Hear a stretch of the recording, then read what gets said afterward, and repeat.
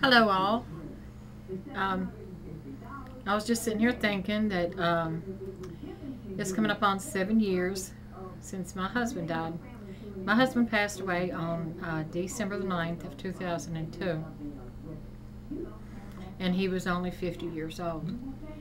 Um, but before he died, it was just me, him, and our dog Duke, who was a Sheltie, living here at home. And when Duke was our baby, because we didn't have any children together. So Duke was our baby. And we had this cookie jar. And it was a Lighthouse Cookie Jar. And the top of it would light up. You know, if you push a button on the top, it would light up with a red light. Or if you open the top of it, it would light up. And it would go. And so we loved that cookie jar. But every time we would open that cookie jar, Duke knew he was going to get a cookie. So my husband used to pester me to death with that cookie jar. I would hear, sometimes I'd be thinking, you know, maybe he was just getting Duke a cookie. Or maybe he was getting him a cookie. And to get my attention, he'd be, open it the whole time, or either kept pushing the button. And he drove me crazy with that cookie jar. And I would tell him, would you leave that damn cookie jar alone? And he would just bust out laughing. And Duke liked it too, because Duke always knew he was getting a cookie. Duke would just be barking. But anyway, after my husband died in December of 2002, I guess it was like maybe a month and a half after he died. My kids, they're grown and on their own, but at that time they had come to stay with me for a few months after he died. And I had come home from work one day and I heard that cookie jar. I was busy in other parts of the house and I kept thinking, do I hear that damn cookie jar? And I would, you know, mute the TV or whatever I was doing. I would stop and listen. I wouldn't hear it. So this particular evening I went to the living room and I sat down and I was crocheting. And I had the TV on, and I started hearing that cookie jar in the kitchen. And I would mute my TV, and then it would stop.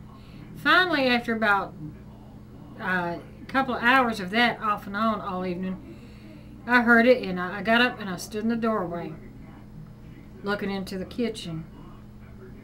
And I said, now I know I heard that cookie jar. I said, go ahead and play with the cookie jar.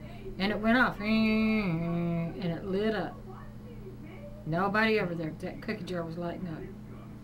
And I'd been hearing that all evening, so I went and I got my daughter. She was back here in the bedroom. And I got her, and I brought her in the living room. I said, Stephanie, I said, stand right here in the living room beside me. I said, stand right here and just watch the cookie jar. So it must have been about a minute and a half.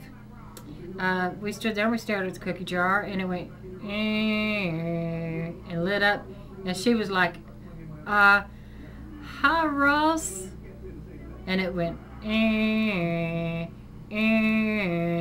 every time we'd say his name, it would light up and would make that noise. So we were laughing. I'm laughing and jumping up and down, you know, because I was just so happy because, you know, he was here. And I knew if any way to get my attention, it would be through that cookie jar. And he did. And so she walks over to the cookie jar on the counter, and she's doing like this, having her arms out in front of her, you know. And she gets over to the cookie jar and she does that, and her eyes get big. And she's like, oh my God, Mom. She said, he's here. I can feel him. And you know, like with any paranormal, you feel the electricity. And so I walked over there to her, and she had her arm stuck out like that, and I stuck my arm out, and I could feel it too, and it make the hair, you know, on your arm stick up, not from like, ooh, but it literally, the electrical charges made the hair on your arm stick up. And I said, yes, I said, I feel it too. And we stood there and talked for a few minutes, and meanwhile the cookie jar would go off every now and then. If one of us wasn't talking, we'd get quite a cookie jar to go off like he was, you know, it was his turn to talk or whatever.